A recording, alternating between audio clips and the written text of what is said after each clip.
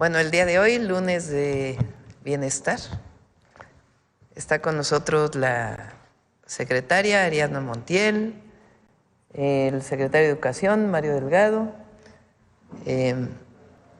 Iván Escalante, de Profeco, con quienes quieren los precios, y Humanismo Mexicano.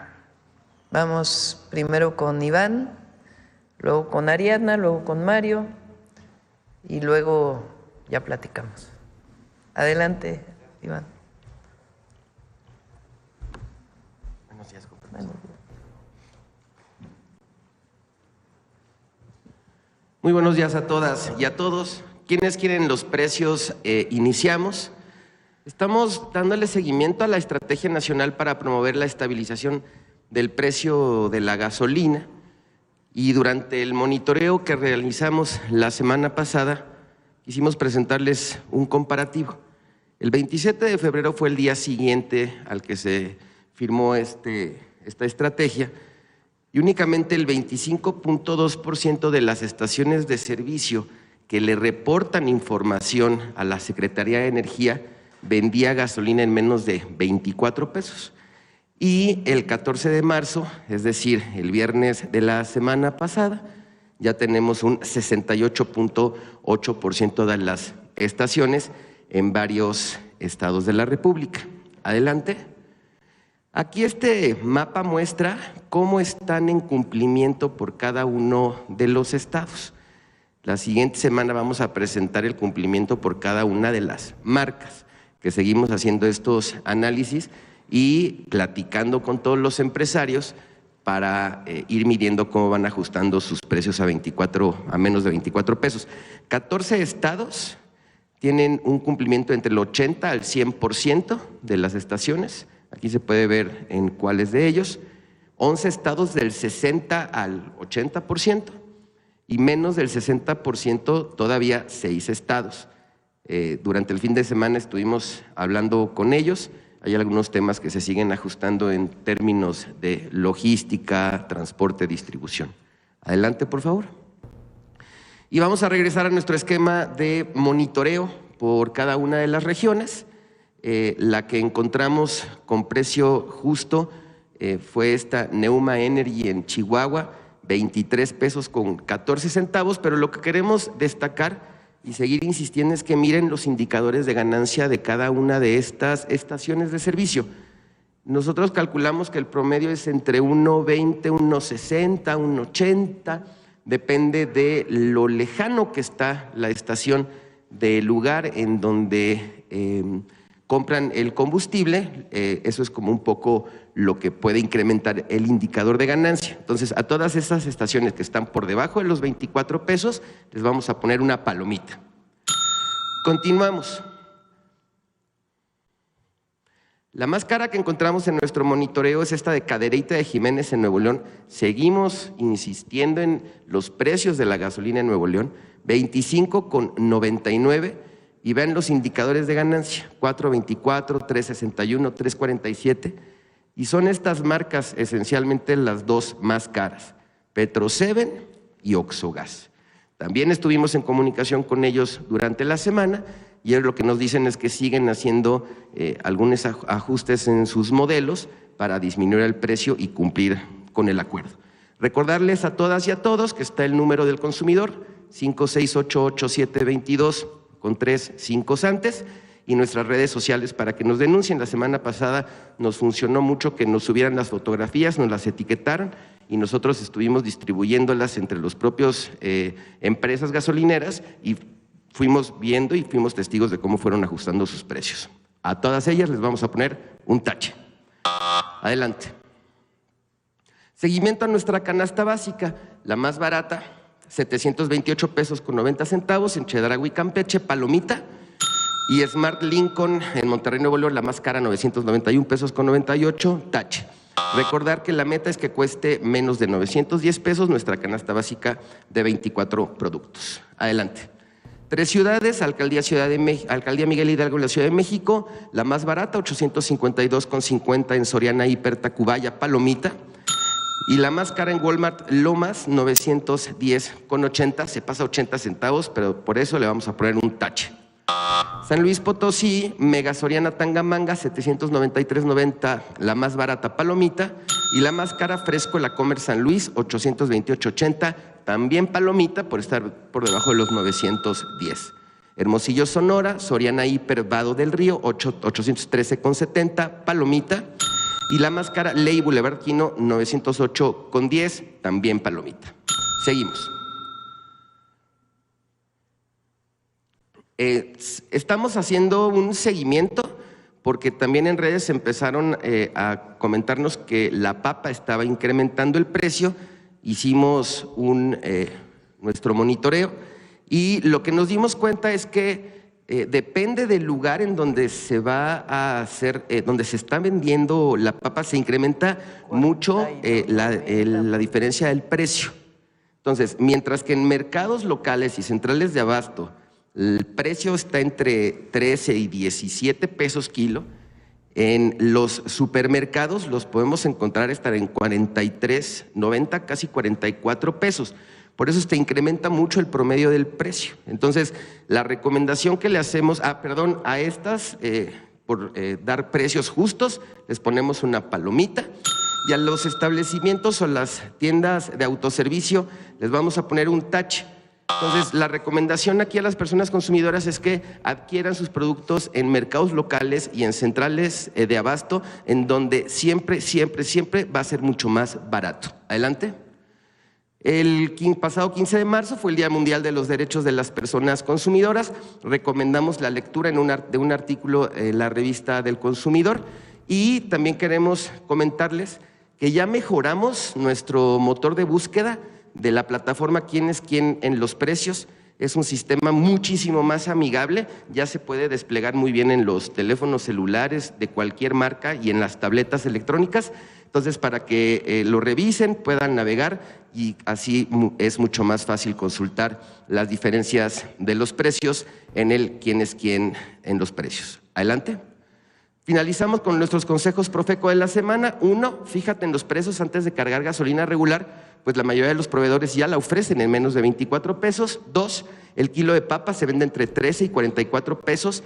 Ahorra comprando en mercados locales y centrales de abasto. 3, conoce mejores prácticas para un consumo sostenible consultando la revista del Consumidor. 4, utiliza el nuevo motor de búsqueda del Quién es Quién en los precios y consulta el precio de más de 3,000 productos básicos. Nuestras redes sociales, nuestra página de internet. Muchas gracias, Presidenta. Muy buenos días. Ariadna. Buenos días, Presidenta. Buenos días a todos. Vamos a informar sobre los avances esta semana de los programas de bienestar. Adelante. Gracias. Ya son más de 7 millones de adultos mayores y personas con discapacidad que han sido visitados y visitadas por los servidores de la Nación para aplicar el cuestionario de salud y bienestar. Si ustedes se fijan por las calles, las casas ya tienen su etiqueta del censo, quiere decir que ya pasamos a visitar a esas familias. Adelante. Y continúa el pago de las pensiones de bienestar y del programa de madres trabajadoras, así como de Sembrando Vida. Al día de hoy ya tenemos 9.4 millones de pagos realizados que significan una inversión social de 58.556 millones de pesos. Adelante. El calendario, como ustedes saben, al día de hoy los bancos no abren sus sucursales, pero están los cajeros dispuestos. Mañana ya continúa el pago de la letra M, que es la letra que tiene más número de derechohabientes en todos los programas de bienestar. Y el miércoles reciben su depósito las y los sembradores del programa Sembrando Vida. Adelante. Y el día de hoy también quisimos informarles cómo reponer la tarjeta del Banco del Bienestar cuando se extravía o cuando sufren algún robo o pérdida de esta tarjeta. Lo primero que hay que hacer, hay que avisar al banco, como cualquier banco que tiene este servicio al teléfono 800-902-1000. Ese es el número donde hay que reportar la pérdida de la tarjeta en su caso. Posterior, acudir a un módulo de bienestar al más cercano de su domicilio y solicitar esta reposición a través del llenado de un formato simple. La tarjeta, este formato se lleva a nuestro sistema y se procesa la tarjeta. Se envía y se avisa por parte de la delegación cuando la tarjeta ya está en el estado, en su módulo, para ser entregada a los beneficiarios. Y también esto es muy importante que sepan que aunque no tengan la tarjeta, pueden ir a la ventanilla con su credencial, su identificación oficial, para que puedan retirar en ventanilla sus recursos con el número de beneficiario que tienen en su recibo cuando se les entrega su tarjeta, de tal manera que no se interrumpe el pago de su pensión si en algún momento extravían la tarjeta. ¿Es cuánto, Presidenta? Gracias.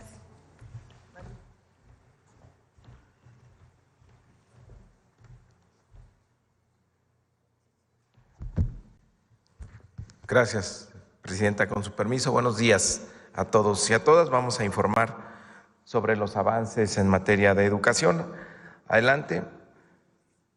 Dimos un brinco muy importante en la entrega de tarjetas esta semana. Ya llegamos a 1.2 millones de tarjetas. Se realizaron 5,000 asambleas. Llevamos ya 15,000. Traemos un promedio de entrega de 100,000 tarjetas al día. Ya estamos al tope y vamos a terminar como está programado a fin de mes. Adelante, por favor. Las que se entregaron en febrero ya se hizo la dispersión el 12 de marzo pasado. Adelante, por favor. Y mucha gente nos preguntaba cuándo van a ir a mi escuela. Quiero informarme.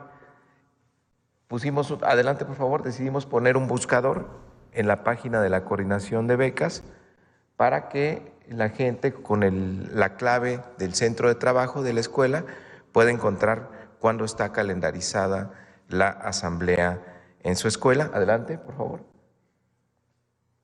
Para que puedan estar informados cuándo es la asamblea en estas 2 semanas que nos quedan.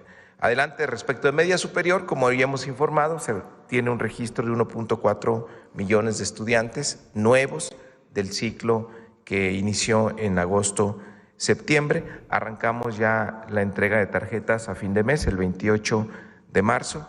Adelante. Y el 5 de abril, las becas de educación superior. Adelante. En la escuela es nuestra, seguimos con las asambleas, un total ya de 30,473 asambleas de las 74,100 escuelas que van a participar en la escuela es nuestra, incluyendo las 6,200 de educación media superior. En promedio llevamos 41% de avance conforme a lo programado. Vamos en tiempo y forma. Adelante. ¿Cómo funciona la escuela es nuestra? Recordar, el servidor de la Nación, le agradecemos a la Secretaria del Bienestar que los servidores de la Nación están recorriendo las escuelas, primero para informar a la escuela que ha sido seleccionada como beneficiaria del programa. Una vez que se les notifica, se convoca a la Asamblea de Padres y Madres de Familia. En la Asamblea, los padres y madres de familia analizan en qué quieren invertir a partir de las necesidades que tiene la escuela y la comunidad decide en la Asamblea cuál va a ser el uso de los recursos. Y aquí siempre avisamos que nadie, ni el director, ni el servidor, nadie puede orientarlos sobre algún proveedor o sobre la decisión de una obra. La idea es que los padres de familia, las madres de familia, decidan el destino de los recursos. Adelante. A partir de hoy, Presidenta, si está de acuerdo, vamos a empezar a informar sobre el avance de Vive Saludable, Vive Feliz, la meta que tenemos de 11.8 millones de niños y niñas que sean revisados, 90,000 primarias públicas. Esta semana arrancamos el miércoles en todas las entidades, se visitaron 1,064 primarias y ya se tiene el registro de 196,701 estudiantes valorados por los especialistas. Nos faltan algunas brigadas por integrar. Tenemos 659 de 738, aproximadamente 40 brigadas nos faltan. Adelante. Estamos en Nayarit. Bueno, hay algunas fotos del arranque en Nayarit, en Campeche, en Jalisco, Querétaro, Chihuahua. Todas las entidades arrancaron. Adelante. En algunos nos hicieron el favor de acompañarnos los gobernadores, como en Yucatán, en Tlaxcala, en Veracruz, en Morelos, en Puebla, en Tabasco, aquí en la Ciudad de México, en Guerrero. Adelante, por favor. Y tenemos listos el material que se va a dar a los padres y madres de familia, que les va a llegar con el reporte de resultados. Y también estamos listos ya para empezar a distribuir el manual para los encargados de las cooperativas, que a fin de mes, el 29 de marzo, entre en vigor la prohibición de promoción y venta de comida chatarra en las escuelas. Aquí me permito informarle, Presidenta, y a todas y todos ustedes que hemos estado en pláticas con empresas que venden estos productos de bajo contenido nutrimental y alto contenido calórico. Hemos hecho un acuerdo que no van a ampararse contra estas medidas, han decidido sumarse a la estrategia de vida saludable y ya no vender más comida chatarra en las escuelas. Esta es una buena noticia porque durante muchos años siempre había disputas legales, ellos querían seguir vendiendo, pero esta vez se suman a la estrategia de la presidenta. Empresas muy importantes. La semana pasada Coca-Cola hizo público el compromiso de no vender refrescos para pegarse a los lineamientos y sumarse a la estrategia de vida saludable. Adelante. Este viernes y sábado tuvimos la primera Jornada Nacional por la Paz y contra las Adicciones en las secundarias y preparatorias del país. Hubo distintas actividades culturales, deportivas, artísticas. Abrimos las escuelas para que fueran la comunidad, los padres, madres de familia, y todo fue en torno a la prevención de adicciones. La Presidenta de la República nos acompañó en Chiapas, en Venustiano Carranza, donde presenció distintas actividades como teatro guiñol, hubo también torneo de ajedrez, clases de pintura, bailables, marimba, todo en torno a la temática de la prevención de las adicciones para hacer conciencia en la comunidad escolar, pero también en los padres y madres de familia. Y como parte de estas actividades, el próximo 30 de marzo, adelante, tenemos la carrera por la paz y contra las adicciones. Será aquí en Reforma, son 5 kilómetros y 2 kilómetros, una caminata recreativa, y están convocadas todas las preparatorias y bachilleratos de la zona metropolitana del Valle de México, y la Presidenta nos ha dado la instrucción que junto con la CONADE lo hagamos a nivel nacional. Entonces, la próxima semana podremos informar que ciudades capitales se suman a esta carrera por la paz y contra las adicciones para que sea un evento nacional, convocando principalmente a estudiantes de preparatoria y de bachilleratos. Es cuanto, Presidenta. Muchas gracias.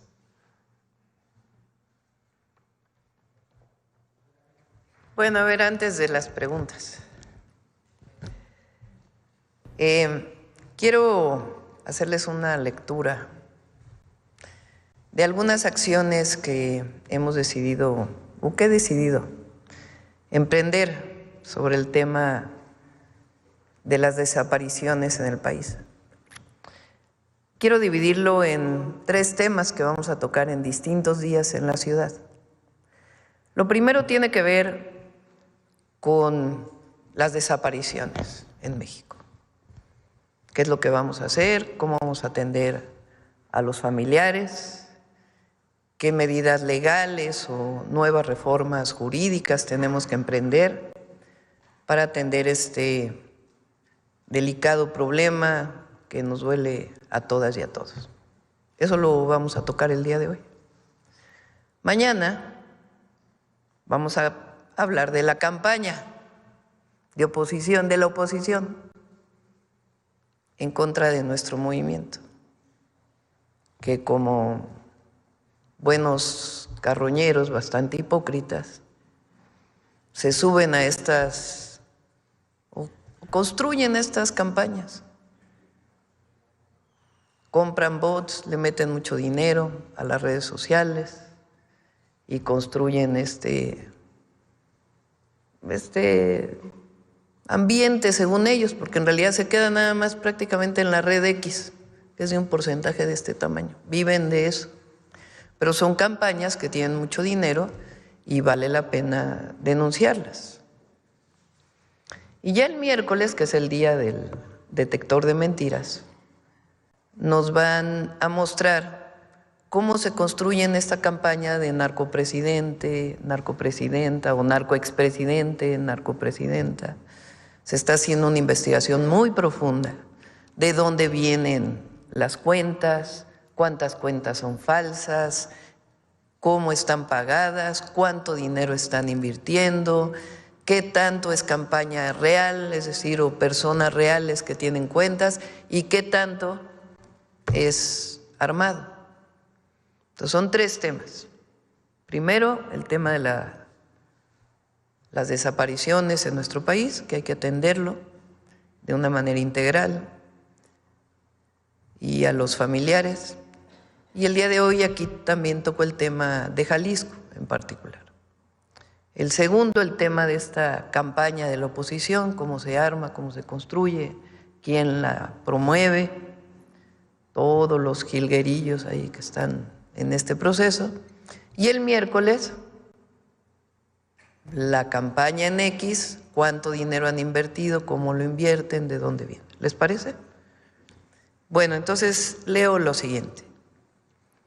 Para el Gobierno de México, atender el problema de las personas desaparecidas y no localizadas es una prioridad nacional. También lo es conocer la verdad de los hechos y hacer justicia a las víctimas y a sus familiares. Toda mi vida lo he sostenido y lo hago como presidenta. Siempre estaré del lado de las víctimas y de la justicia. Por eso seguiremos en la tarea de buscar, localizar, identificar y atender a las familias de las personas desaparecidas. En el marco del humanismo mexicano, la atención a las víctimas de desaparición y otros delitos, así como su acceso a la justicia y el bienestar, requiere de nuestra máxima atención. Para lograrlo, estamos trabajando en coordinación con los 3 órdenes de gobierno, lo cual es fundamental para evitar la impunidad. Actuamos con sensibilidad y empatía con quienes buscan a sus hijos o sus seres queridos. Escuchamos la necesidad de los familiares de personas desaparecidas.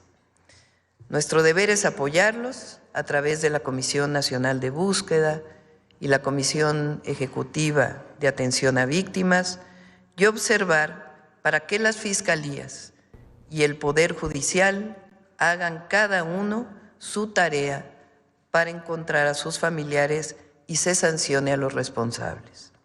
Cada autoridad estatal, municipal, federal, fiscalías, Poder Judicial debe asumir su responsabilidad.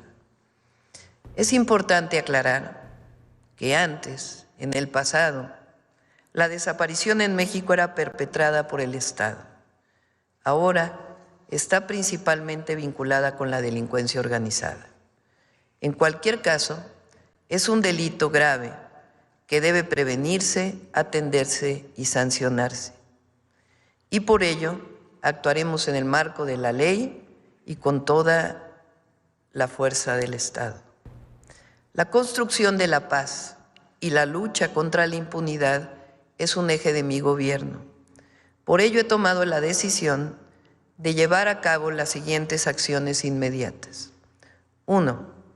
El día de hoy estoy firmando un decreto para fortalecer la Comisión Nacional de Búsqueda, a fin de ampliar su capacidad de atención, análisis de contexto y la adquisición de equipos tecnológicos que acompañen la búsqueda con evidencias científicas. 2. El próximo jueves estaré enviando varias iniciativas de reforma al Congreso de la Unión. La primera, una reforma a la Ley General de Población para consolidar el Certificado Único de Registro de Población como la fuente única de identidad de las personas que permita cruzarla con todos los registros administrativos que existen en el país para generar alertas que faciliten la identificación de indicios de vida de personas reportadas como desaparecidas. En esta labor participará la Secretaría de Gobernación por medio del Registro Nacional de Población y la Agencia de Transformación Digital y Telecomunicaciones. La segunda iniciativa se trata de una reforma a la actual Ley General en materia de desaparición forzada de personas, desaparición cometida por particulares y del Sistema Nacional de Búsqueda de Personas, para crear la base única de información forense que se alimente con datos de los servicios periciales de las 32 fiscalías estatales y la Fiscalía General de la República, así como de los servicios forenses estatal y federal. Crear la Plataforma Nacional de Identificación Humana, que comunique y actualice la totalidad de registros administrativos y forenses de cualquier autoridad de todo el país, incluido, cuando así se le llame, el registro electoral del Instituto Nacional Electoral, para cotejo de huellas dactilares, realizar consultas que identifiquen indicios de vida o incluso a personas fallecidas. Fortalecer el Centro Nacional de Identificación Humana, que tendrá a su cargo la gestión de la Plataforma Nacional de Identificación Humana, que contará con todas las técnicas, incluidas la identificación de ADN, con el apoyo de instituciones científicas y en colaboración con la Fiscalía General de la República, las fiscalías estatales, la Comisión Nacional y las comisiones estatales de búsqueda, así como la Agencia de Transformación Digital. 3.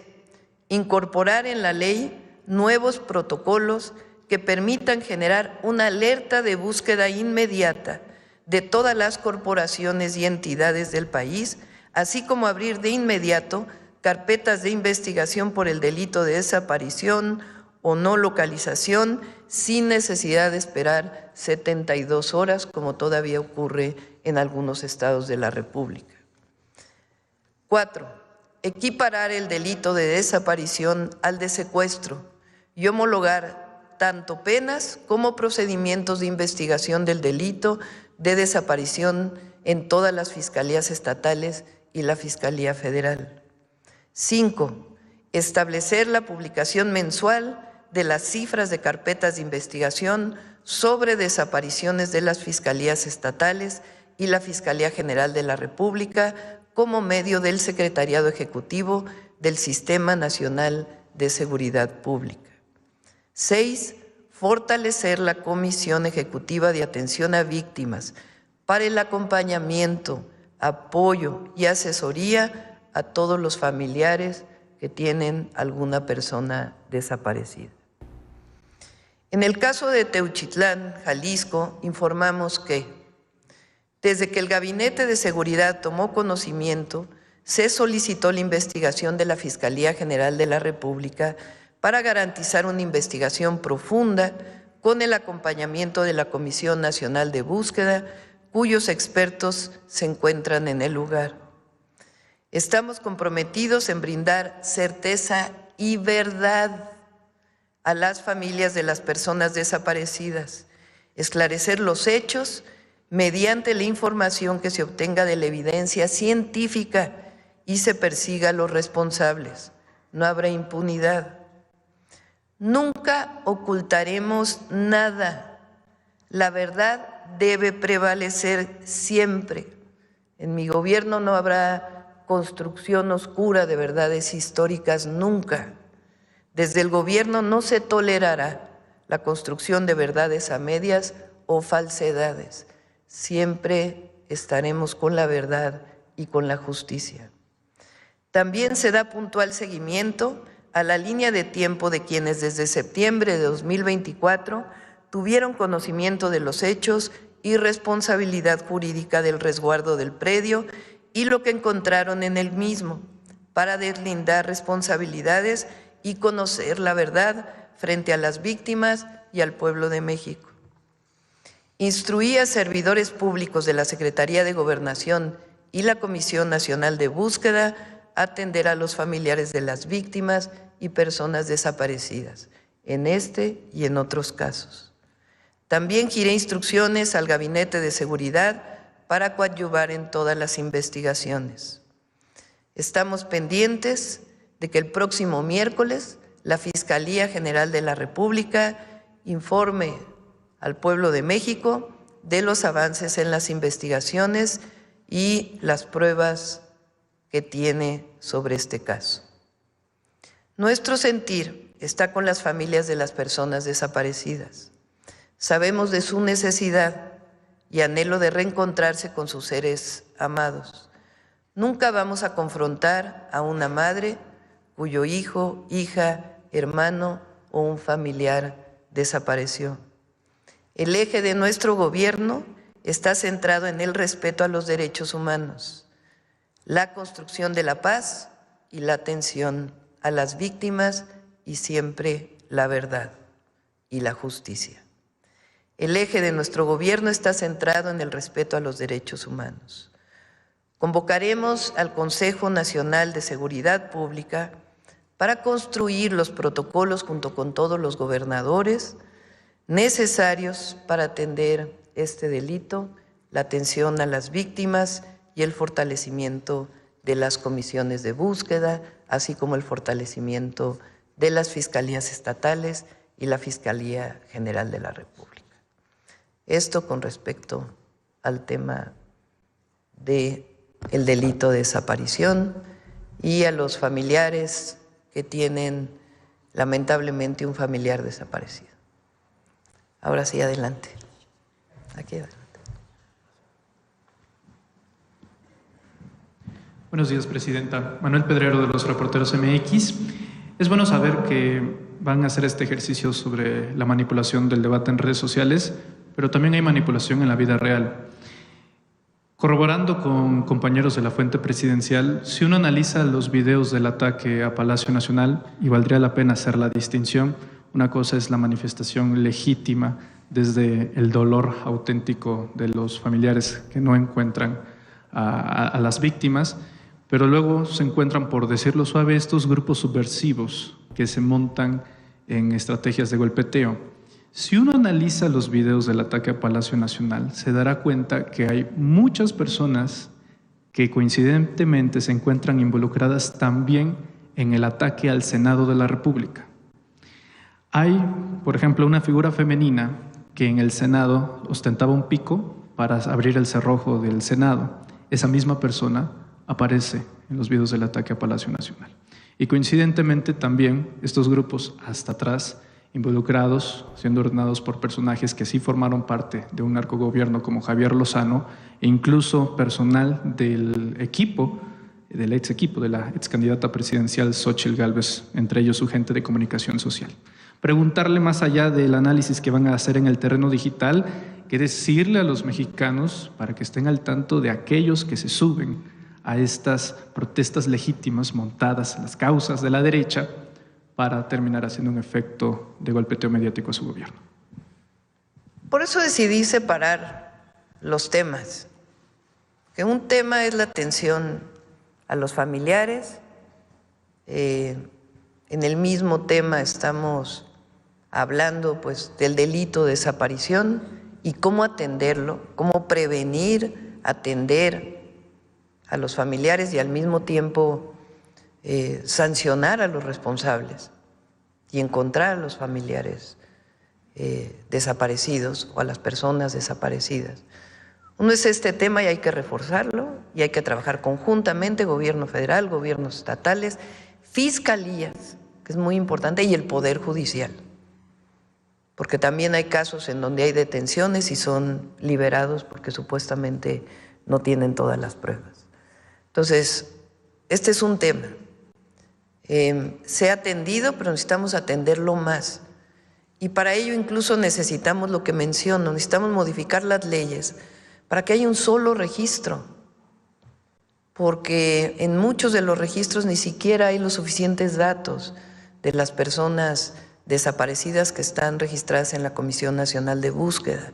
Tenemos que garantizar que todas las personas que alguien denunció tienen una carpeta de investigación en alguna fiscalía.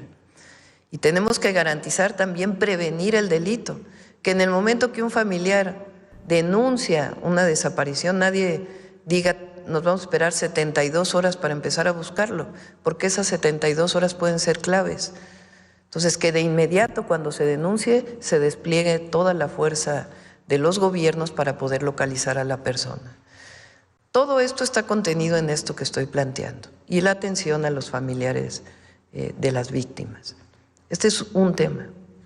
El segundo tema, pues es toda esta campaña que tiene que ver también con lo que ocurrió en la puerta de Palacio Nacional el sábado, como bien lo comentas.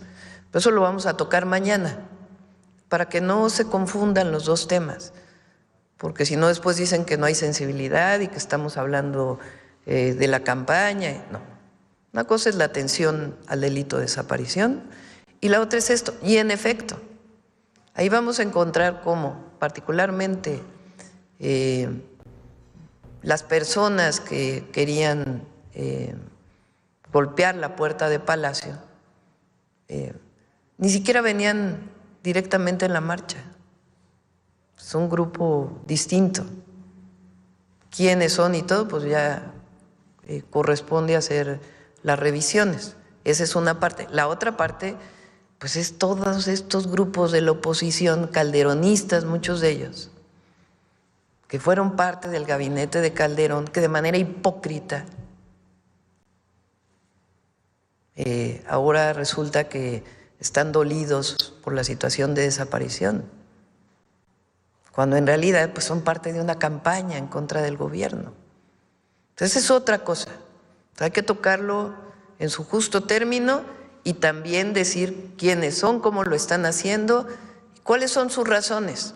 Y también muchas otras cosas que también no son ni siquiera directamente de México, porque muchas de las campañas que vienen en la red social ni siquiera son desde nuestro país, sino que vienen de fuera, que también tiene que ver con el análisis de las redes sociales.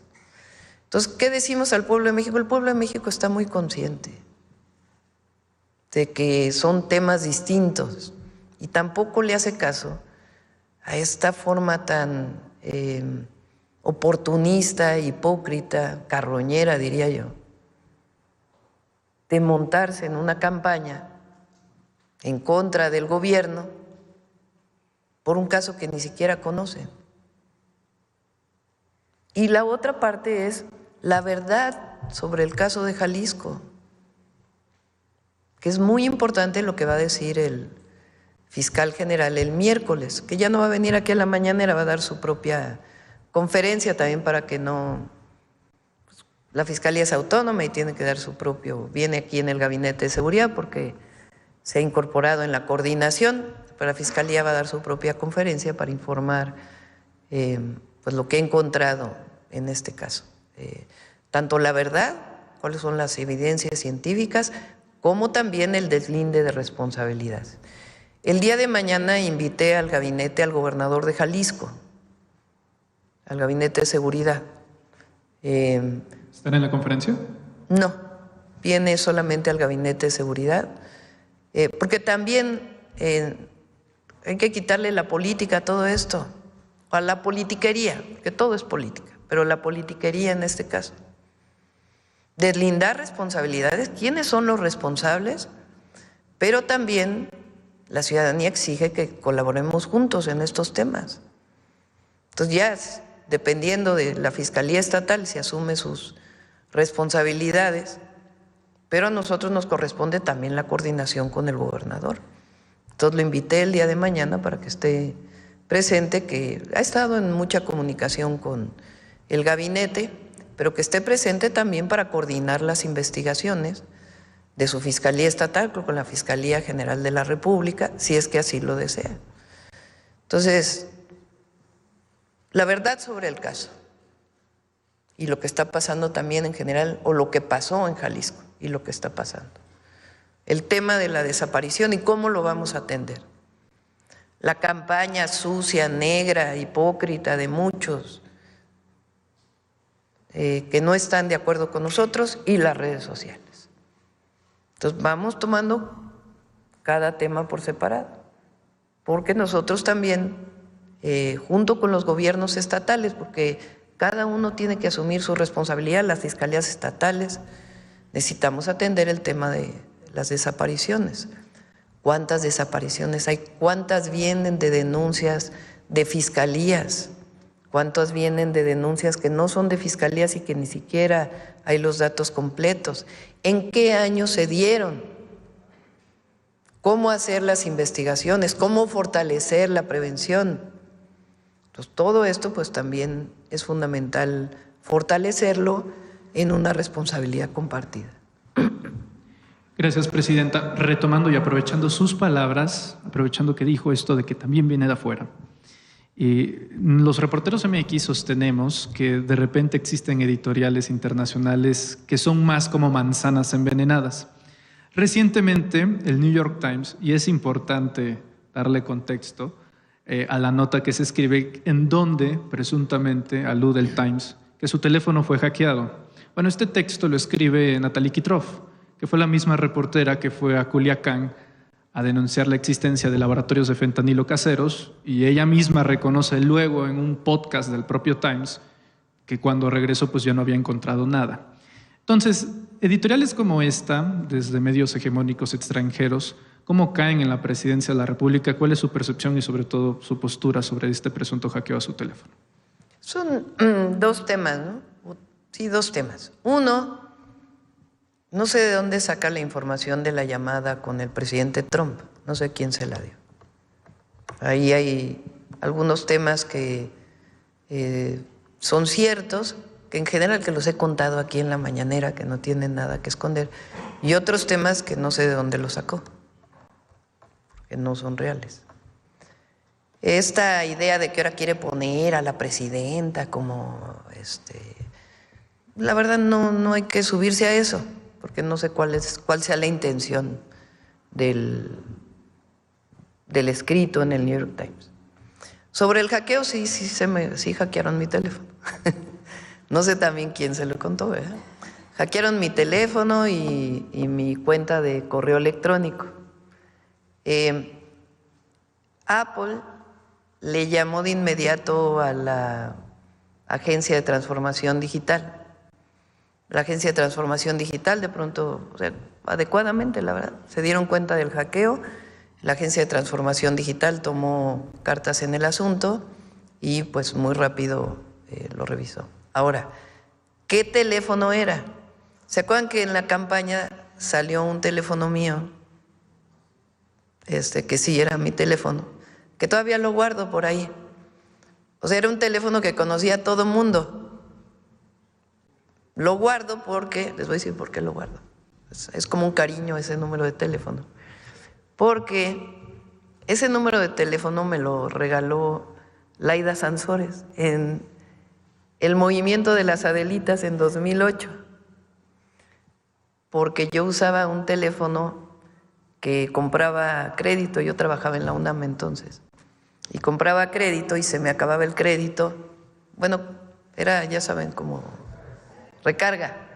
Se me acababa el crédito y luego no me podían llamar por teléfono. Entonces Laida me dijo, era senadora entonces, te voy a regalar este teléfono y yo te lo voy a pagar para que no tengas ese problema. Después ya lo hice mío, ya no lo pagaba Laida, como a los 3 años ya lo puse a mi nombre. Y fui jefa delegacional en Tlalpan. Entonces muchos vecinos de Tlalpan tienen ese teléfono y todavía me hacen gestiones. Que si falta agua, que si la luz, que si no sé qué. Entonces, pues tengo comunicación con los vecinos de Tlalpan. Entonces lo mantuve como jefa de gobierno. Entonces el teléfono lo tiene muchísima gente que se quiere comunicar conmigo. Pero es un teléfono que ya no uso, digamos, para mi comunicación más personal, pues porque lo tiene todo mundo, tanto que salió en el periódico qué número de teléfono era, ¿no? También a Mario le hackearon en aquel entonces su teléfono, era presidente de Morena. Él sí cambió todo su teléfono y yo quise mantener ese teléfono para la comunicación con la gente. Ese fue el teléfono que hackearon. Entonces lo conocían muchísimas personas. ¿Quién lo hackeó? No sabemos. No tiene información, Presidencia de la República, el origen ni siquiera geográfico del Están investigando, es difícil conocerlo, pero les pongo lo que fue ese teléfono. Y la cuenta de correo electrónico que hackearon también es una cuenta de correo que tengo, pues creo que fue la primera cuenta de correo electrónico que abrí de Yahoo. Entonces también es una cuenta muy, muy antigua que tiene muchísimas personas. Y aparte pues tengo la cuenta del gobierno que esa tiene pues todas las condiciones de ciberseguridad del gobierno y demás. Entonces así fue en efecto. No sé cómo conoció esta reportera del hackeo, pero pues les platico que así fue. ¿Tomará medidas para prevenir un escenario de este estilo otra vez? Pues las tiene el gobierno en las cuentas oficiales, en mi teléfono personal, pues ya tengo otro teléfono, por obvias razones no lo voy a dar aquí. Y ese teléfono pues sigue recibiendo algunas solicitudes de gestión que de vez en cuando recibo y contesto. Para finalizar, Presidenta, Jacqueline Malinali Gálvez Ruiz fue sentenciada a 89 años de prisión y el día de ayer confesó que sí utilizaba el nombre de su hermana, Xóchitl Gálvez Ruiz, para atraer sus víctimas de secuestro. ¿Tiene alguna postura al respecto? No quisiera opinar. Quien comete un delito pues tiene que rendir cuentas y ser sancionado. Hasta ahí.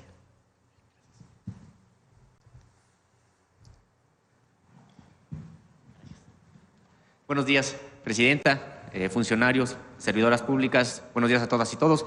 Sósimo Camacho, de Luces del Siglo y el noticiero Luces Mañaneras. Presidenta, en 1992 hubo un gran golpe a la Revolución Mexicana, al pacto social que emergió de ese movimiento social precisamente con los campesinos. Me refiero a la reforma al artículo 27 de la Constitución que hizo posible la disolución de ejidos y la privatización de propiedad social de la tierra. En realidad los campesinos, indígenas y mestizos resistieron a los cantos de las sirenas, a la venta de las tierras. Sin embargo, sí empezó a ocurrir posteriormente una estrategia implementada por funcionarios entonces del propio Registro Agrario Nacional para que regresaran los terratenientes a este país. En Diario Red tuvimos la oportunidad de publicar ya hace algunas semanas que hay 411 políticos, prácticamente de todos los partidos, porque muchos de ellos, incluso en un origen siendo priistas y panistas, al cuarto para las 12 también se pasaron ya algunos de ellos a Morena, sobre todo en el sureste mexicano. Y en ese sentido, hay, Presidenta, personas que acaparan en una sola persona más de 1,000 hectáreas y hasta 4,500 hectáreas. Estamos hablando de terrenos que suman más que muchos ejidos, muchas comunidades. Usted, precisamente como jefa de gobierno de la Ciudad de México, sabe que el ejido más grande de lo que es la Ciudad de México en la parte rural es San Nicolás Totolapan, con alrededor de 2,500 hectáreas. No es Topilejo con 10,000 hectáreas. Esa es la comunidad agraria más grande, es lo que iba a comentar. Pero ejido, de acuerdo. Así es, unas son comunidades agrarias, otros ejidos. Y en efecto son 8,000 hectáreas de San Miguel Topilejo y que decíamos, pues prácticamente es el 50% de lo que una persona puede acumular. Para poderse haber hecho de estas tierras, solamente pudieron hacerlo violando la ley, porque hay muchos candados que implicarían pues que no pudieran hacerse de esta cantidad de terreno. Estos personajes, y le voy a poner el caso de Antonino Almazán Arteaga, exfuncionario del gobierno de Ernesto Zedillo y de Vicente Fox, que este personaje tiene tierras en 16 núcleos agrarios de 4 estados de la República. ¿Cómo pudo este personaje hacerse pasar como posesionario o avecindado o incluso ejidatario de tal cantidad de núcleos agrarios. Solamente, y lo dice una investigación del Registro Agrario Nacional, que demoró 5 años en hacerlo, mediante la falsificación de documentos, la alteración de los propios archivos agrarios y la compra de voluntades en asambleas ejidales. No es el único caso, le decía, son varias personas, 411 políticos y empresarios, y en Luces del Siglo publicamos hace algunos días al detalle el caso del sureste. Es donde está prácticamente lo más grotesco, lo más indignante, por la manera en que se fue acaparando de tierra de carácter social, y hay hoy muchos de estos ejidos despojados que pasan por el trazo del Tren Maya. Estos ejidos, estas tierras despojadas alcanzan valores entonces, debido a la especulación, por decenas de miles de millones, y eso lo establece la propia investigación del Registro Agrario Nacional. Preguntarle, Presidenta, ¿qué se puede hacer pues para generar justicia para los propios ejidos y para estos personajes que hoy son los nuevos terratenientes en este país? Pues qué bueno que lo denuncias. Vamos a decirle a Edna Vega, la secretaria de SEDATU, que lo revise y lo presentamos aquí, el resultado de la investigación. Presidenta, ¿y no considera usted en algún momento, así como ha venido recuperando el espíritu de la Constitución en distintos temas, también reformar el artículo 27 constitucional, pues para evitar esta disolución tan fácil de los propios ejidos y de la propiedad social? Sí, hay que revisarlo. No es tan sencillo. Lo que sí es el acaparamiento. Entonces vamos a hacer una revisión general y con gusto lo presentamos aquí y vemos si hay delitos, pues que se presenten las denuncias. Presidenta, y en otro tema, durante el periodo neoliberal, prácticamente la política exterior de este país se redujo a mantener, entre comillas, buenas relaciones con Estados Unidos, pero que eso se tradujo muchas veces en subordinar la agenda de México a los intereses de Estados Unidos. Hay varios casos, pero probablemente los más indignantes ocurrieron durante los sexenios panistas, tanto de Vicente Fox como Felipe Calderón, porque habría que recordar cómo incluso en el sexenio de Vicente Fox hasta se le pidió a un jefe de Estado que comiera y se fuera por instrucciones del entonces presidente de Estados Unidos. Y la abyección probablemente mayor fue durante el sexenio de Felipe Calderón, cuando dejó ingresar a agentes de 11 instancias estadounidenses, no solamente la CIA, la DEA, sino incluso el Servicio Secreto y otras de Estados Unidos, y generó programas o aceptó programas como Rápido y Furioso, que, bueno, pues generaron además muchísima violencia en este país. Presidenta, en estas conversaciones intensas que se tienen con el gobierno de Estados Unidos, Donald Trump y algunos de sus funcionarios han insistido que sobre la mesa está cualquier cosa para combatir a los cárteles de la droga en México. Y usted se ha referido que México no solamente está defendiendo un tratado de libre comercio, sino la soberanía y también la dignidad del propio país. En ese sentido, preguntarle si ha habido algo en las negociaciones, en las conversaciones con Donald Trump, que su gobierno haya dicho no estamos dispuestos a aceptar esta parte. Siempre hemos defendido la soberanía y lo tiene muy claro el gobierno de los Estados Unidos. En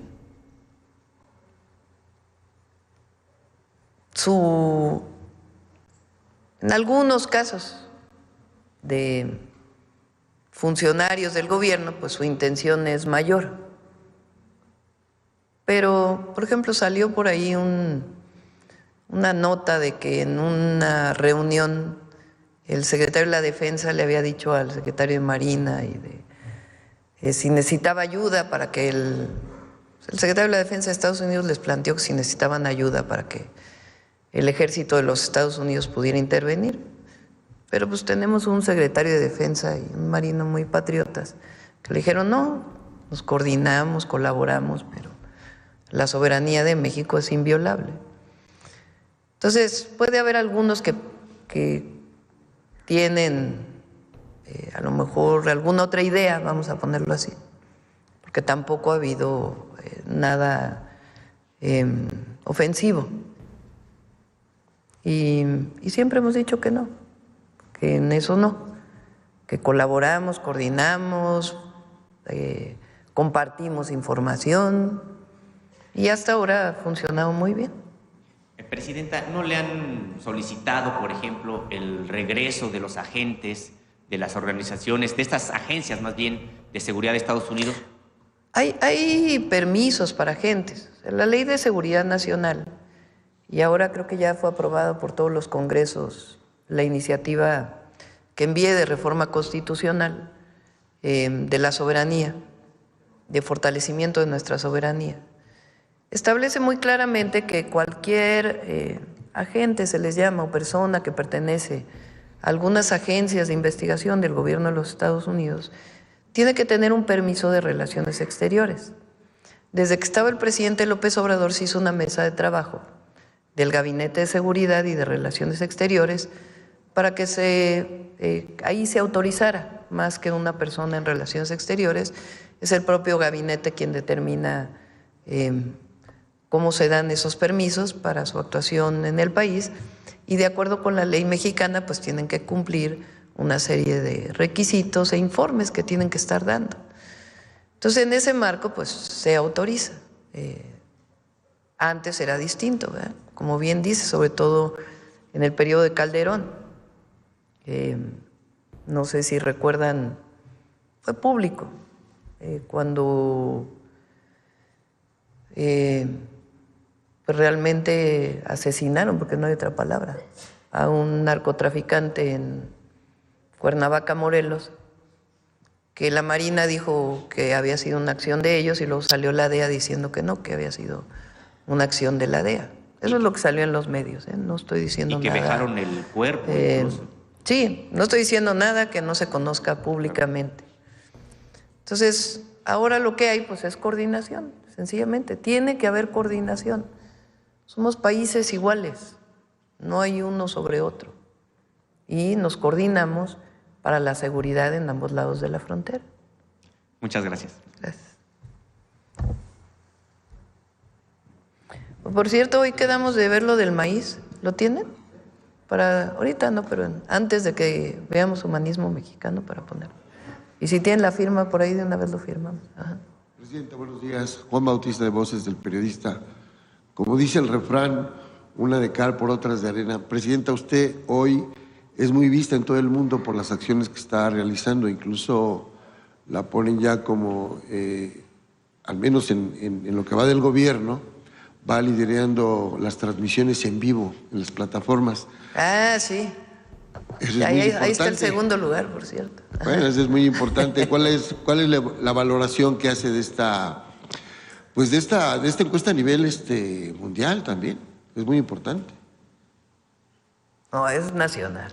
Es la streamer número uno. Bueno, la streamer número uno, claro. Sí, en México. Pero no todos tienen la cantidad de visitas que tiene usted. Sí. A ver.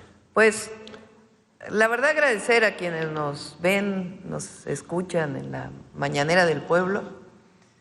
Es un ejercicio que inicia con el presidente López Obrador y que le damos continuidad, cada quien a su estilo, obviamente.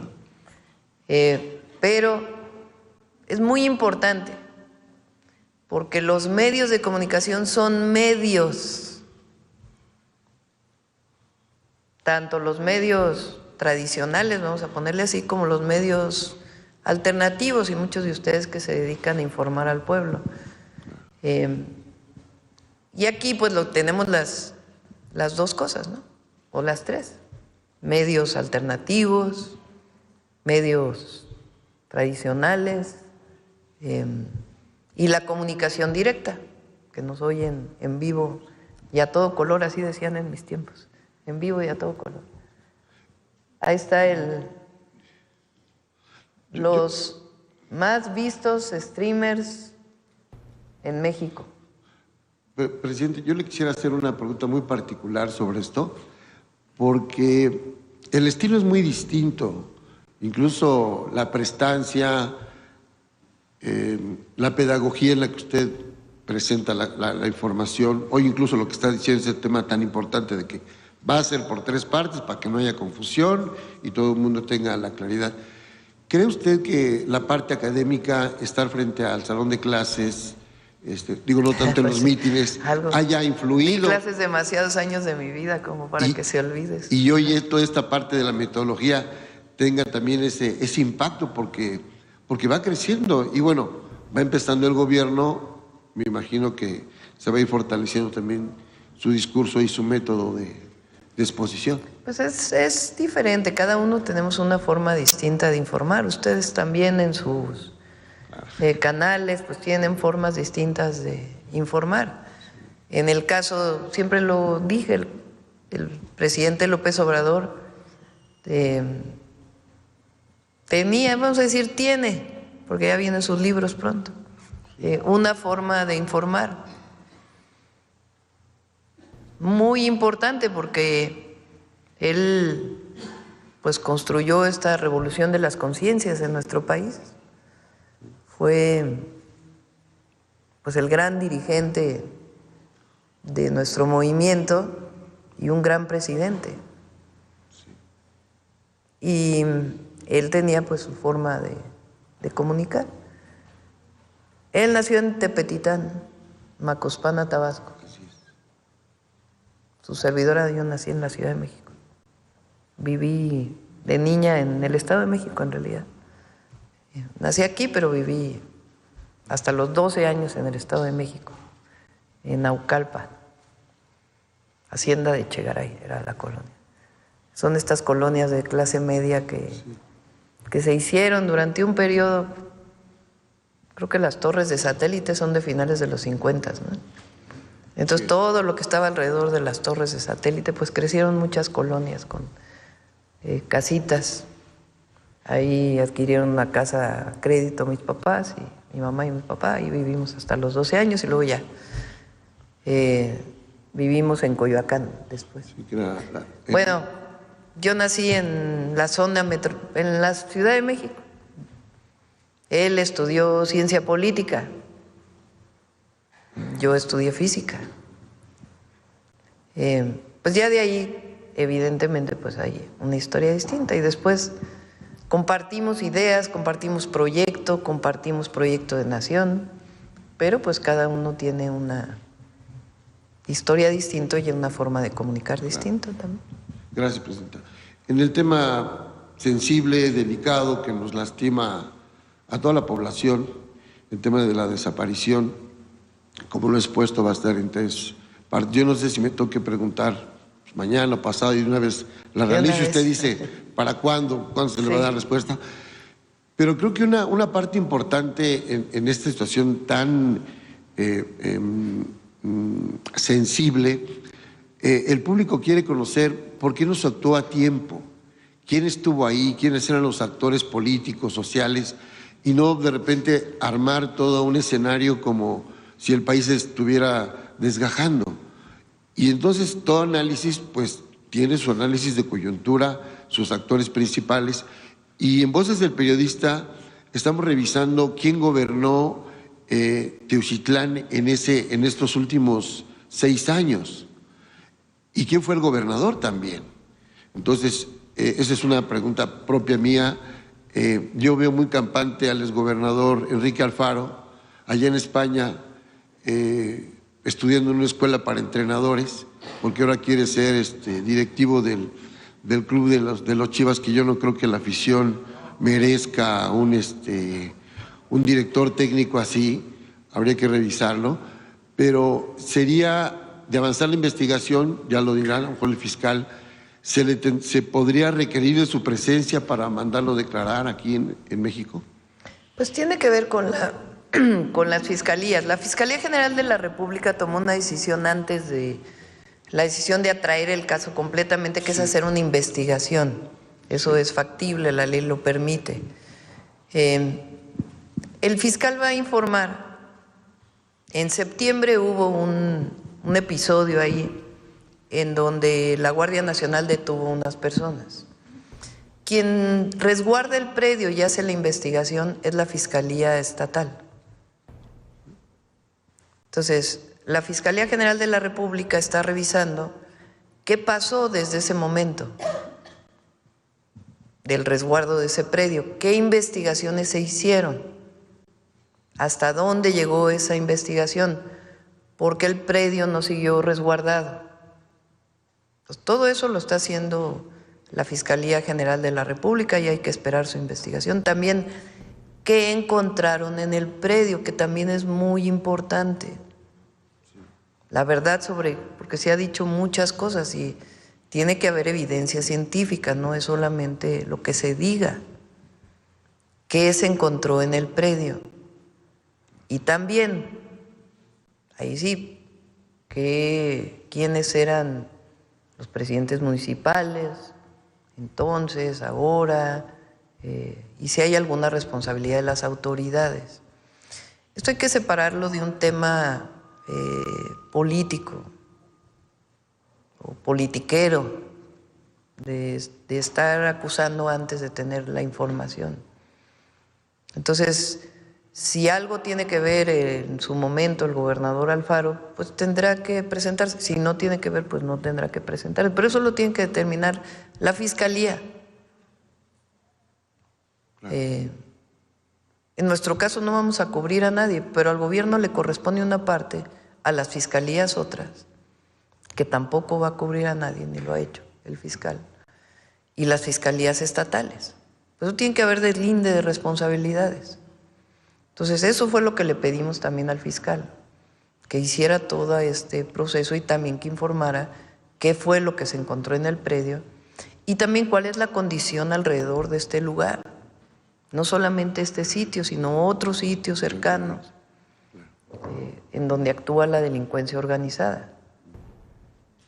Entonces, vamos a seguir dando información y el Gabinete de Seguridad va a seguir dando información.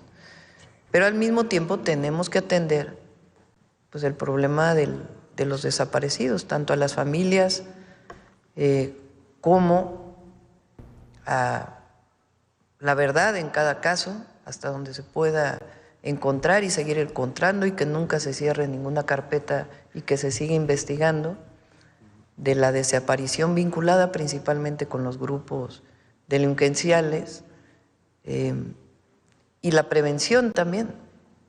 ¿Cómo hacemos para que, imagínense ustedes una persona, todavía en algunos códigos está así, por ejemplo en la Ciudad de México nosotros lo cambiamos de inmediato cuando llegamos a la ciudad, para que si una persona se reporta desaparecida, de inmediato se despliegue todas las fuerzas policiales, de la Fiscalía, incluso otras instituciones, por ejemplo, en todo el territorio está la Secretaría de Bienestar. Si se dice, bueno, hay una persona que no está localizada, pues entre todas las instituciones se busca en las primeras horas. Antes se decía, pues hasta las 72 horas, porque a lo mejor va a regresar, no, pero esas 72 horas son clave. Y es muy importante también que las personas denuncien en las fiscalías. Entonces, todo eso los vamos a modificar en la ley y atender a los familiares y atender también pues el propio delito. Sí. Por último, en Voces del Periodista, que dirige la maestra Celeste Sánchez Miera y Mauricio Solum, tanto en la revista digital, revista impresa y en la radio, estamos realizando un esfuerzo por abrir constantemente el tema de la cultura, independientemente de las conferencias aquí que son muy puntuales y muy interesantes, sobre todo hacia el fin de semana que presentan aquí en la mañanera.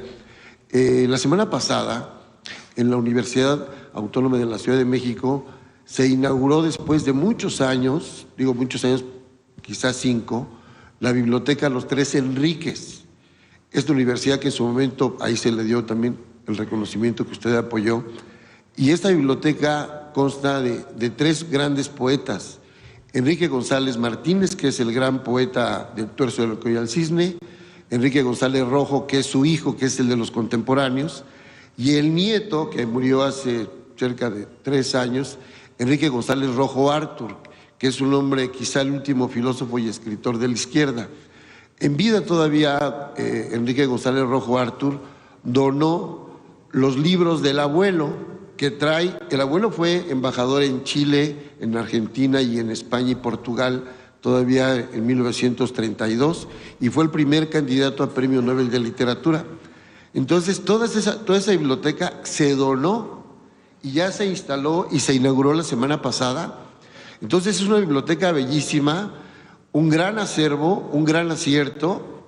Hoy que además la lectura en México está bajando, todavía el año pasado se leían 3.9 libros y ahora se leen 3.4, algo está sucediendo ahí, había que revisarlo, pero es un reconocimiento a la protección del patrimonio, sobre todo de estos tres poetas, y que ya está abierto al público. Entonces creo que estas joyas que están por ahí a veces como muy ocultas, tienen que visualizarse para que México, la comunidad intelectual, tenga ese acervo, y ese acervo, lo tenemos que también decir así, tienen desde los clásicos, desde los griegos y los franceses y los poetas ingleses, hasta la última vanguardia de la izquierda en México. Quizá es la biblioteca más especializada en este sentido, también de la parte política, por parte de... ¿Dónde está la biblioteca? En la Universidad Autónoma de la Ciudad de México, en el plantel San Lorenzo. Ahí estuvo incluso Paco Ignacio Taibo y lo entrevisté, entonces él decía, qué bueno que así como se ve de modesta y de fortaleza esta institución, hoy le haya dado cobijo y tenga ese cobijo de los tres grandes poetas, una biblioteca única, en realidad, porque están las otras donaciones en la Biblioteca México, la de José Luis Martínez, que es como de 65,000 ejemplares, la de Castro Leal con otros 45,000, la de Monsiváis, que tendrá como 25,000, y la última de de José Agustín, que él dona 4,500 ejemplares. Fuera de estos que son donaciones, esta la tiene una universidad autónoma y que está ya abierta al público. Entonces, un reconocimiento, y me pidieron que si tendría oportunidad, pues le mandaran un saludo. Además del saludo, a ver si hacemos uno del humanismo mexicano sobre la biblioteca. De la universidad y la biblioteca Los Tres Enríquez. Así es. Gracias, presidenta. Gracias. Buen día. Acá. Gracias. Buenos días, presidenta. Yulia Bonilla, del periódico La Razón. La primera pregunta, regresando al tema de Teuchitlán, nada más preguntar si también se investigará a los elementos o algún mando de la Guardia Nacional, en el entendido de que también bajo esta corporación estaba el resguardo del predio cuando se abrió, cuando se atendió el caso en septiembre primero. Solo aclaración. La información la va a dar el fiscal, de hasta dónde llegó la participación de la Guardia y después quién resguardó el predio. Nosotros no vamos a... Si es necesario investigar, se investiga, pero primero pues hay que saber exactamente qué pasó y cuál fue la actuación de la Guardia. Ok, y respecto al mismo tema, también hay, ya se pronunció al respecto, ha habido comentarios de parte de miembros del movimiento de la 4T, como el senador Noroña, que generaron pues también indignación por ejemplo, cuando en una transmisión dijo que quien dice que esos zapatos son de personas desaparecidas, pues haciendo aseveraciones que generaron pues inconformidad entre principalmente pues los familiares de personas desaparecidas. Si tiene algún comentario respecto a este tipo de pronunciamientos. Por eso digo que hay que conocer la verdad. Entonces vamos a esperar a el miércoles que dice el fiscal. Gerardo, pues le tengo muchísimo respeto, es compañero de hace mucho, lo conozco desde hace mucho tiempo y también tiene derecho a expresar sus opiniones. Vamos a ver qué dice la fiscalía el miércoles. Okay. Cambiando de tema a materia con Estados Unidos, la secretaria de Seguridad de Estados Unidos anunció ya la ampliación o la continuación de estas labores para ampliar el muro fronterizo.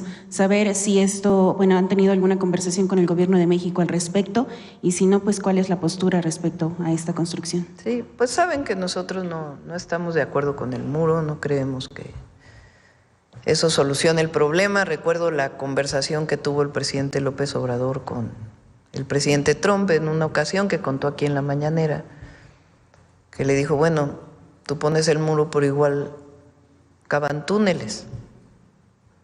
Entonces, la migración, la mejor manera de atender la migración es atendiendo las causas, invirtiendo socialmente y términos de inversiones económicas en los lugares que expulsan gente o que hay gente que por necesidad tiene que emigrar. Esa siempre va a ser nuestra opinión y siempre hemos dicho es mejor construir puentes que muros. Pero bueno, es una decisión del gobierno de los Estados Unidos. Y respecto al tema de los mexicanos que han sido deportados, a ver si tiene alguna actualización de cuántos han sido recibidos y también cómo va la situación en los centros de atención. También se tiene como la percepción de que no han sido tantos, entonces se puede actualizar. Sí, no han sido muchos. Total gobierno desde que entró el presidente Trump, 20 de enero, 24,413 personas, 19,846 mexicanos y 4,567 extranjeros. Vamos a hacer una valoración terminando este mes de cuántos centros de atención deben de quedarse, si dejamos todos o hacemos lugares más pequeños. Esto está muy por debajo de la expectativa que tenía el gobierno mexicano cuando pues arrancó el gobierno de Donald Trump. No hablemos de números, ¿no? Estos son los números que hasta ahora tenemos y pues vamos a ver si mantenemos en el tamaño los centros de atención o hacemos una reducción, porque estaban planteados incluso para gente que se quisiera quedar ahí unos días y después moverse a sus lugares de origen. Y la mayoría en algunos lugares prácticamente no han llegado personas, hermanos migrantes, y en otros prefieren no quedarse, sino de inmediato trasladarse a sus lugares. ¿Tienen reporte de si algún mexicano ha recurrido al CBP Home, esta nueva plataforma que lanzó la autoridad fronteriza estadounidense para autodeportarse? Pues vamos a preguntar a Cancillería, ¿no? Hasta ahora no tengo reporte. Ok. Y bueno, ahora pasando al tema de la reforma judicial, continúa la vigilancia por parte de algunas organizaciones civiles sobre las listas de las candidaturas y bueno, pues siguen apareciendo inconsistencias, además del abogado del Z40 que ya está dentro de la lista, han aparecido otras denuncias pues de familiares, etcétera, vinculados o que conocen a algunos de los candidatos sobre que algunos tienen pues pendientes legales en materia de acoso, de deuda de pensión alimenticia o otros que están relacionados con algunas presuntas desapariciones, todo esto bajo el supuesto de presuntos. Entonces, saber si esto, pues… No he visto esta información que dices, no la he revisado. Sí, en estos momentos la realiza una organización que se llama Defensores, y están pues con ayuda abrieron como canales para que la ciudadanía, si conoce alguno de los candidatos y tienen pendientes legales, pues los reporten. Entonces… pues hay que revisar porque formalmente se hizo una revisión previa, ¿no? En la selección que se hizo. Pues vamos a revisar. Pero pues van a ser personas que van a llegar finalmente a las boletas. Pues sí, pero no necesariamente va a votar la gente por ellos, ¿no? Entonces ya no se va a proceder de alguna manera, desde el Poder Ejecutivo al menos, denuncias o revisiones. Pues es el INE quien tendría ahora que, ya está en manos del INE ahora. Entonces hay que ver la lista que se plantea y qué tanto pues qué tanto es cierto lo que ahí viene o no.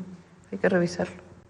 Y su comentario sobre este tope de campaña que se está alistando en el INE a los candidatos de 1.4 millones de pesos para que pues lo eroguen en sus campañas en la difusión a partir del 30 de marzo. Es cuestión del INE. Ya, nosotros nada más a votar. Yo dije que hoy ya con este tema no. Mañana, a ver, mañana tendríamos salud y le vamos a pedir no sé si a Rosa Isela o a la comisión que nos ayudó a seleccionar mañana o el miércoles o jueves, a ver. Pero esta semana que se presenten las boletas para que se conozca por parte de la gente cómo vienen las boletas y… ¿Ya preguntaron? Entonces fue antier. Bueno, de jueves a viernes. Bueno, si vienen mañana, les toca mañana, si les parece. Adelante. Buenos días, señora presidenta. 3 acá, sí. Buenos días a todos los presentes. Elidet Fernández, de Noticias del Movimiento Conciencia y colaboradora del programa radiofónico Iztaccíhuatl en el Sendero de la Luna, así como del canal de YouTube Animales con Derechos, Uniendo Causas, Conectando Derechos. Señora Presidenta, por un tema que nos vincula los derechos de la infancia y los derechos de los animales, la reconocida activista española Marta Esteban Miñano nos puso en contacto con Emiliano y Carla, de 13 y 15 años respectivamente, quienes coincidieron como conferencistas en el 6º Congreso Mundial con Infancia y Adolescencia, un evento académico y social que se llevó a cabo en Cáceres, España, en noviembre pasado, en conmemoración del 35 aniversario de la Convención sobre los Derechos del Niño. El título de este congreso fue Educar para la Felicidad. El cerebro humano se nutre no solo con información, sino con la inculcación y el conocimiento de valores como el respeto, la bondad, la ternura, la amabilidad o la compasión. Durante el encuentro mencionado se escucharon importantes voces reforzando la certeza de que es fundamental para un cerebro sano educar para la felicidad. Resulta que Emiliano y Carla son oriundos del Estado de México y han decidido acompañarnos durante la Marcha por los Animales del 30 de marzo, denominada La Niñez, los Animales y un Ambiente Sano para Todos, que partirá del Ángel de la Independencia al Zócalo en la Ciudad de México a las 11 horas. Ellos marcharán para exigir, cito, su derecho como niñas, niños y adolescentes a convivir, a atender, cuidar y proteger la vida y a los más vulnerables sin distinción de especie. Es una propuesta esperanzadora y revolucionaria que surge de las nuevas generaciones. Hacemos un respetuoso llamado a Mario Delgado, titular de la Secretaría de Educación Pública, para que pueda recibirnos a la brevedad posible y escucharnos como una aportación de nuestras infancias a este gobierno y que coadyuve al mandato de nuestra Carta Magna de incluir en los planes y programas educativos la protección y el cuidado de los animales. Emiliano y Carla me han solicitado le entregue a usted, señora Presidenta, un escrito petitorio, mismo al que le darán lectura al arribar al Zócalo capitalino en la mencionada Marcha por los Animales del 30 de marzo. Sin duda habrá que atesorar, fortalecer y transmitir sus peticiones, pues representan la empatía natural de gran parte de la niñez.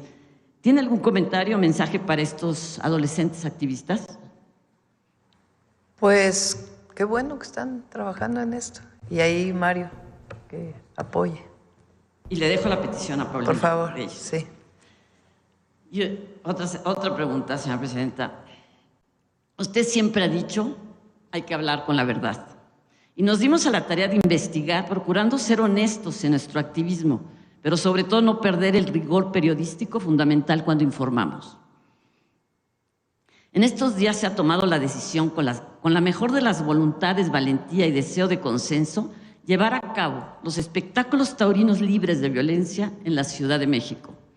Sin embargo, según un informe de la Asociación de Veterinarios ABATMA, compuesta por más de 400 profesionales de la salud animal, este formato de toreo somete a los toros a un intenso sufrimiento físico, psíquico y emocional que comienza mucho antes de entrar al ruedo. Su transportación es uno de los factores que a mayor estrés provoca en los toros, habiéndose demostrado pérdidas de su peso hasta de 30 kilos en función de las distancias recorridas, encerrados en cajones donde la temperatura en su interior en el verano alcanza más de 50 grados centígrados.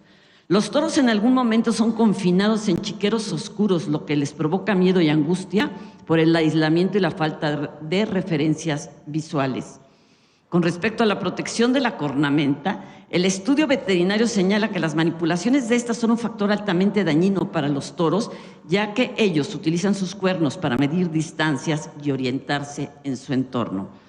Una vez en el ruedo, estos animales, que no están hechos para el ejercicio aeróbico, son obligados a embestir una y otra vez hasta el agotamiento, lo que les provoca lesiones musculares severas debido a la acumulación de ácido láctico en los músculos.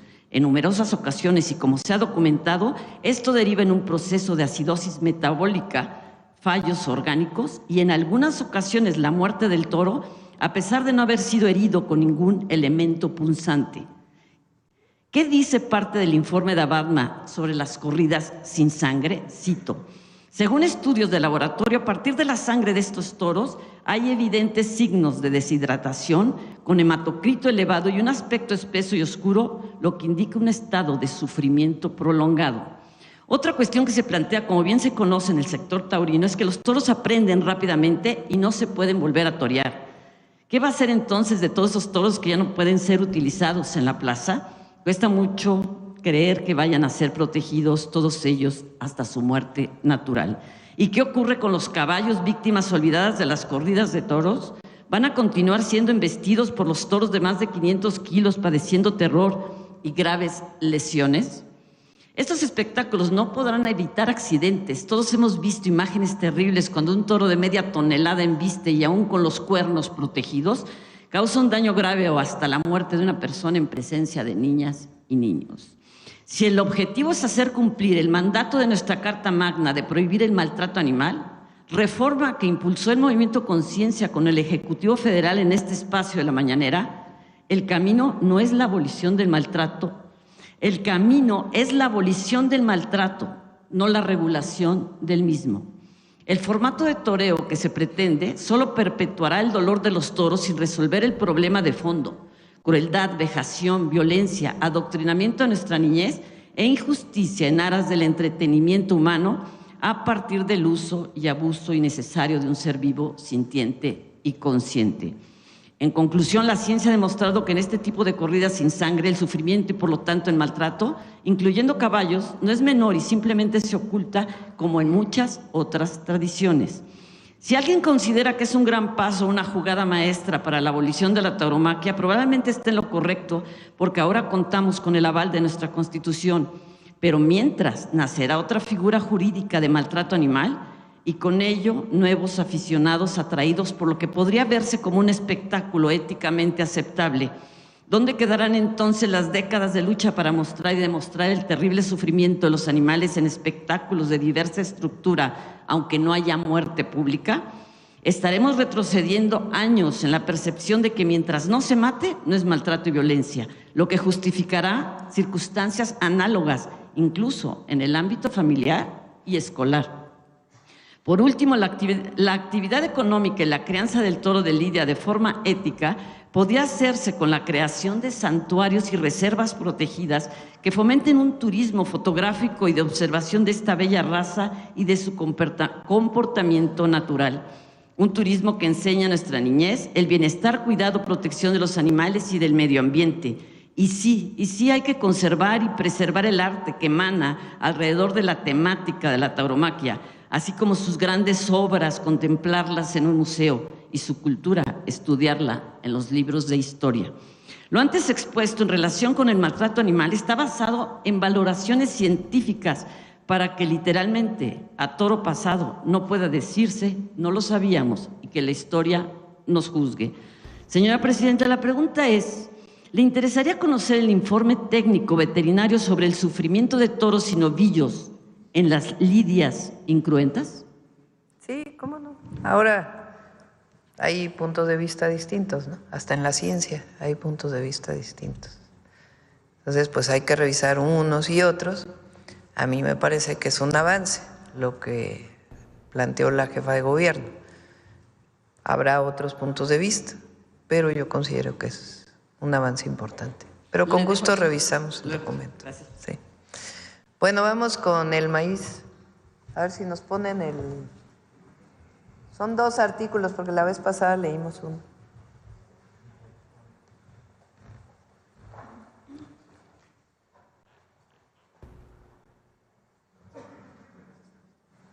Bueno, a partir de... Pásale. Y ahorita leemos.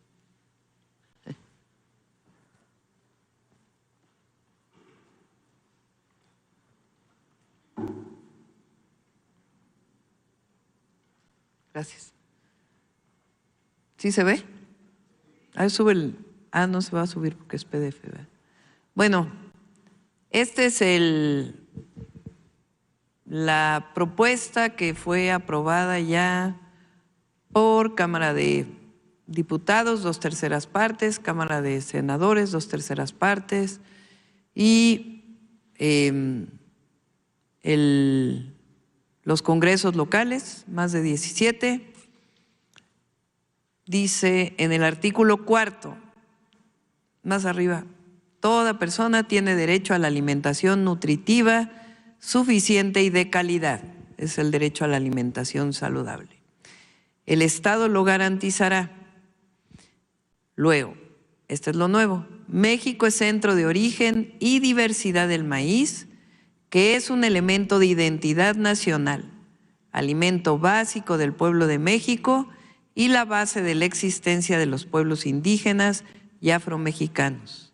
Su cultivo en el territorio nacional debe ser libre de modificaciones genéticas producidas con técnicas que superen las barreras naturales de la reproducción o la recombinación como las transgénicas. Todo otro uso del maíz genéticamente modificado debe ser evaluado en los términos de las disposiciones legales para quedar libre de amenazas para la bioseguridad, la salud y el patrimonio biocultural de México y su población. Debe priorizarse la protección de la biodiversidad, la soberanía alimentaria, su manejo agroecológico, promoviendo la investigación científica humanista, la innovación y los conocimientos tradicionales. Y luego en el 27, más arriba, a ver si lo pueden subir. Ah, no, ya se pasaron. El Estado promoverá las condiciones para el desarrollo rural, se agrega cultural, económico y de salud, con el propósito de generar empleo y garantizar a la población campesina su bienestar. Adelante.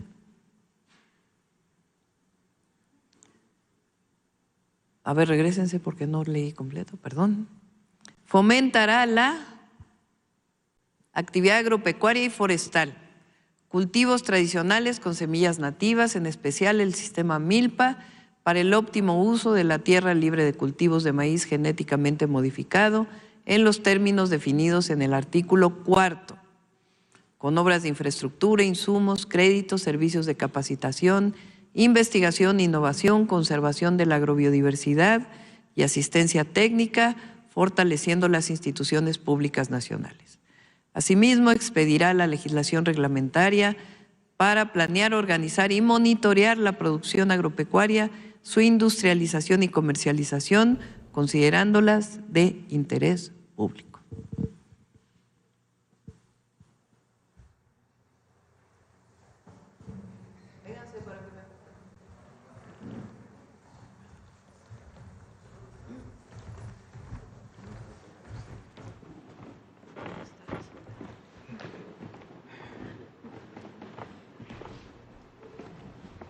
Ahora sí podemos decir, sin maíz no hay país.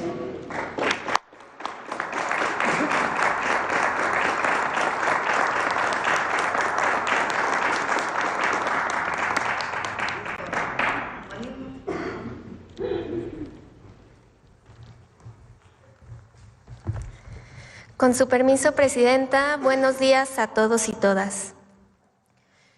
A mi parecer, uno de los grandes aportes de la historia es la posibilidad que nos brinda de ejercer nuestro derecho a la memoria, de recuperar acontecimientos del pasado que nos permiten valorar la voluntad y el respaldo del pueblo como dos elementos esenciales para marcar el destino de una nación.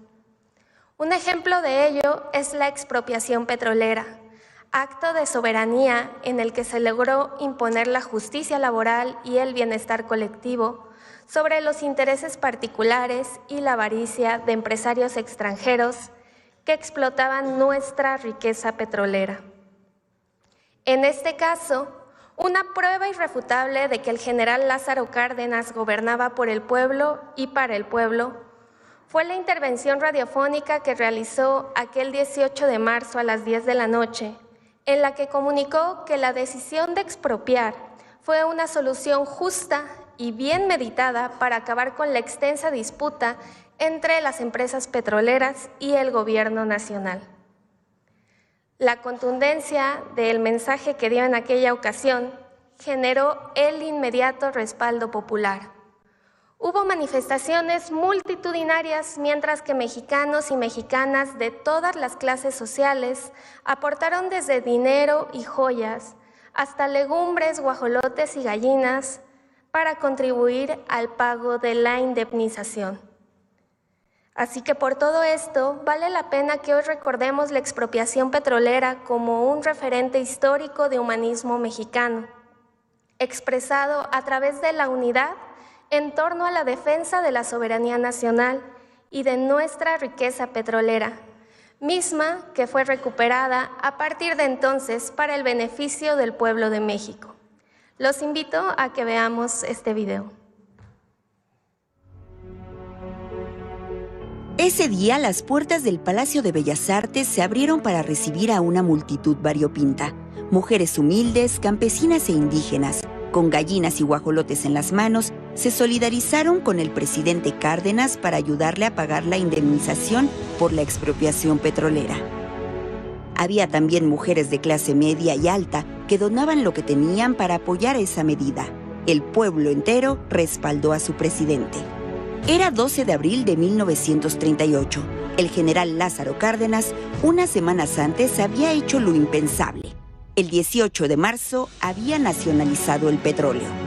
Por primera vez en la historia, el petróleo mexicano era de los mexicanos. A partir de ahí, el crudo se convirtió en un pilar de la economía nacional. Pero, ¿por qué tardó tanto tiempo en serlo? La expropiación petrolera fue la culminación de una larga batalla entre las compañías en manos de los empresarios estadounidenses, ingleses y holandeses con el Estado mexicano surgido de la Revolución. México se convirtió en uno de los principales países petroleros del mundo. Así, nuestro petróleo fue estratégico para que los países aliados ganaran la Primera Guerra Mundial. Pero esa riqueza no regresaba al pueblo de México. Durante su breve presidencia, Francisco I. Madero trató, al menos, de imponer un impuesto a las compañías petroleras estadounidenses, pero fue imposible. El Congreso Constituyente de 1917 dio facultades al Ejecutivo para declarar nulas las concesiones y sustituirlas por otras nuevas. Como era de esperarse, 80 empresas petroleras se ampararon y lograron que el Poder Judicial les diera la razón. Ahí empezó una larga batalla de 20 años por el petróleo mexicano y la soberanía nacional. Las empresas estadounidenses se negaban a pagar impuestos, a ceder sus explotaciones o reducir el tiempo de sus concesiones. Hasta que en 1938, el general Lázaro Cárdenas hizo valer las promesas de la Revolución y de la Constitución de 1917. Cárdenas movilizó a los obreros para que formaran sindicatos y presionaran con huelgas a las empresas extranjeras. Exigía con ellos aumentos salariales y mejores condiciones de trabajo. Al no lograr ningún avance frente a la codicia de las grandes petroleras, Cárdenas tomó cartas en el asunto y acabó de tajo con las concesiones. El petróleo mexicano ha sido desde entonces nuestro. La expropiación del petróleo reafirmó la soberanía de México sobre sus recursos naturales. Estuvo inspirada en los principios nacionalistas de la Revolución Mexicana y es uno de los mayores logros del humanismo mexicano. Como siempre lo ha hecho, México se enfrentó a los imperialistas y salió engrandecido. La historia demuestra entonces que los ideales del humanismo mexicano prevalecen frente a los intentos de hostigamiento, abuso y oportunismo extranjero. Fue verdad entonces y será verdad por siempre.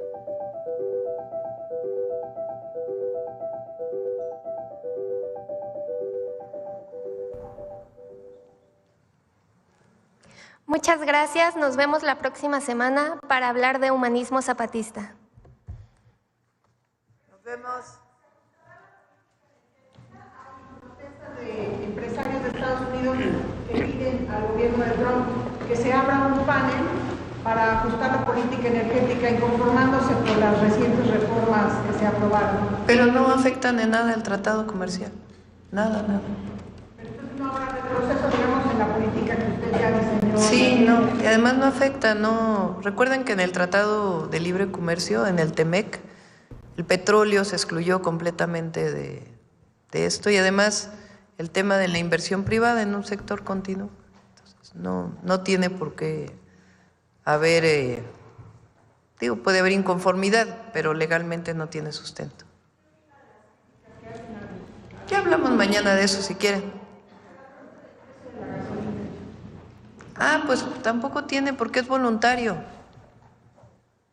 No, nosotros no estamos obligando a nadie. Es voluntario. Si el empresario quiere firmar, firma.